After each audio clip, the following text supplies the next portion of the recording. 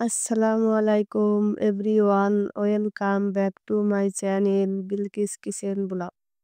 আজ আরেকটি নতুন রেসিপি নিয়ে চলে এলাম। আমার আজকের রেসিপি হলো নতুন আলু দিয়ে পালং শাক ভাজি। আর এই পালং শাককে শাকের রাজা বলা হয়। তাই এই শাক যেভাবে রান্না করেন না কেন, খেতে দারুণ লাগে। আর এই শাকে সব ধরনের পুষ্টিগুণ বিদ্যমান থাকে। আমার এই পালং শাক ভাজি রেসিপিটা খুব ভালো লাগবে। আর যদি ভালো লাগে তাহলে লাইক কমেন্ট দিয়ে আমার চ্যানেলটাকে সাবস্ক্রাইব করে আমার চ্যানেলের পাশেই থেকে যেতে পারেন। তো চলুন কিভাবে নতুন আলু দিয়ে পালং শাক ভাজি করা যায় দেখে নিই। প্রথমে এই পালং শাক আর নতুন আলু ভাজি করার জন্য আমি ২ আঁটি পালং শাক নিয়ে নিয়েছি। এখন এই পালং শাক ২ আঁটি ভালো করে বেছে এই যে ছোট, ছোট করে কেটে ধুয়ে নিয়েছি। আর নিয়েছি বড় সাইজের একটা নতুন আলু। এভাবে ছোট, ছোট পিস, পিস করে কেটে ধুয়ে নিয়েছি। আর নিয়েছি পেঁয়াজ কুচি ও রসুন কুচি। আর নিয়েছি ধনেপাতা কুচি আর কাঁচামরিচ মাঝখান থেকে চিড়ে নিয়েছি। এখন চলে যাব চুলোয়। চুলায় একটা পাতিল বসিয়ে দিয়েছি। এখন এই পাতিলে আমি সব শাকগুলো দিয়ে দেবো। কোনো পানি দেব না, এমনি শাকগুলো দিয়ে দেবো। শাকগুলো এভাবে সব দিয়ে দেব। এরপর দেব কুচিয়ে রাখা আলুগুলো। এরপর দেব ১ চামচ লবণ। আর দেব অল্প একটু হলুদ। আর যেই মরিচ গুলো চিড়ে রেখেছি মাঝখান থেকে সেগুলো দেব। এখন এগুলো দিয়ে একটা ঢাকনা দিয়ে ঢেকে মিডিয়াম আঁচে ১০ মিনিট এভাবে কুক করে নেব।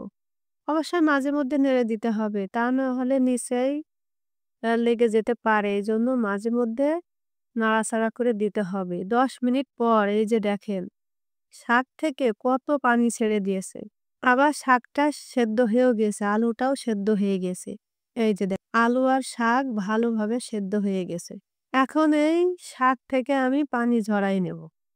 তা না হলে এই শাকের পানি যদি সব চুলোয় শুকাতে যায় তাহলে শাকটা একবারে গলে যাবে, বেশি মজা লাগবে না। আর এই সেদ্ধ হয়ে যাওয়া শাকটা ভালো করে পানি ঝরিয়ে নিয়ে ভাজলে খেতে কিন্তু দারুণ লাগবে।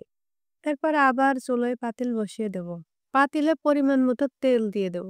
তেলটা একটু গরম হলেই পেঁয়াজ কুচি আর রসুন কুচি দিয়ে দেব। পেঁয়াজ কুচি আর রসুন কুচি দিয়ে ভালো করে ভেজে নেব। এই পেঁয়াজ আর রসুন কুচি ভালো করে এভাবে ভেজে নিতে হবে। যখনই এই হালকা বাদামি কালার আসবে তখনই পানি ঝরানো শাকটা উম, এখানে অ্যাড করব। শাকটা অ্যাড করে শাক এভাবে ভালো করে পেঁয়াজ রসুনের সাথে এভাবে ভালো করে মিশিয়ে দেব। দিয়ে এভাবে আমি ২ থেকে ৩ মিনিট এভাবে কুক করে নেব। যাতে শাকের ভিতরে আরো যদি পানি থাকে সেই পানিটা ভালোভাবে শুকায় যাবে। আর ভাগার দেয়া পেঁয়াজ রসুনের সাথে শাকটা ভালোভাবে মিশে যাবে। এখন এভাবে ২-৩ মিনিট ভালো করে কুক করে নেব। আর অবশ্যই নাড়াচাড়া করে দিতে হবে। তা না হলে নিচে থেকে পুড়ে যেতে পারে। ওইজন্য এই টাইমটা অনবরত নাড়াচাড়া করতে হবে। ২-৩ মিনিট কুক করার পরে শাকটা যখন হয়ে আসবে তখন ধনেপাতা কুচিটা দিয়ে দিতে হবে। ধনেপাতা কুচিটা দিয়েও এভাবে শাকের সাথে ভালো করে মিশিয়ে দিতে হবে। দিয়ে এভাবে শাক, ধনেপাতা কুচি ভালো করে মিশিয়ে নিলেই পারফেক্টলি আমার নতুন আলু আর পালং শাক ভাজি রেডি হয়ে গেছে। এভাবে একবার রান্না করে খেয়ে দেখেন। খেতে কিন্তু অসাধারণ লাগে। তো আশা করছি আমার এই শাক ভাজি রেসিপিটি আপনাদের খুব ভালো লেগেছে। তো আজকের মতো এখানেই শেষ করছি। আল্লাহ হাফেজ।